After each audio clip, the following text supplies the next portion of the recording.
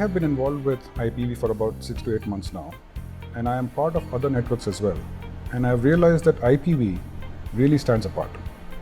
Now, when I look at investment networks, there are two things that people talk about. What's the efficiency of the platform? What's the efficiency of the network? But I believe the more important metric is the effectiveness, because effectiveness is about driving value. Now, if I talk about driving value, there are two claimants to the value. There's value to the investor, and then there's value to the startup who wants to work with this investor network. So focusing on the investor first. So what does IPV bring to the investor? IPV is a collection of over 250 really experienced people who have run businesses, who have had successes, who have had failures. And through those experiences in their own lines of work, they have built a rich experience in themselves. Now, when we bring these 250 people on the platform, any opportunity that looks interesting is presented to this cohort. The cohort then evaluates every opportunity that comes up. So imagine having 250 people, experts, looking into an opportunity and then looking at what is real, what's not real, what are some of the angles that some others may not have looked at. And with that, an evaluation comes up. So what that does for the investor is that the best of the best ideas, the best of the best opportunities come up for investment. So that's a huge value that IPV provides to the investor. Otherwise, it's impossible for an individual to look at all the angles that they may not be even aware of while evaluating an opportunity. Now, looking at the startup, what does the startup get? Of course, if they bubble up and they get selected, there's the money part, which is what they're looking for. They also get something that they may or may not be looking for, because what IPV does is, in addition to the money, it works in a mentoring role.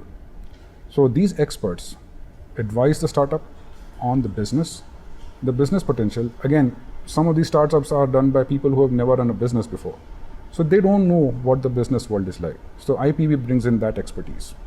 Then this network of IPV cohorts have their own networks, which could be potential customers, could be potential consultants to the startup. So IPV does that part as well, connecting them to the customers, connecting them to people who can develop the business, remove all the hurdles, and take them to the next level. So in short, what really sets IPV apart is the mentoring role that it provides to the startup, and the ability to have a collective decision made by experts to select who they should be mentoring. So in the past few years that I have been working with startups, I have had several discussions, and some common themes have emerged. Some of the challenges that the startups face when they're out there looking for funding. They find two kinds of sources for funding. One is the kind of investor who's looking for an interest return. It more works like debt. Okay, how much money am I going to get every year? And in a startup business, revenues and profits take a little time to come.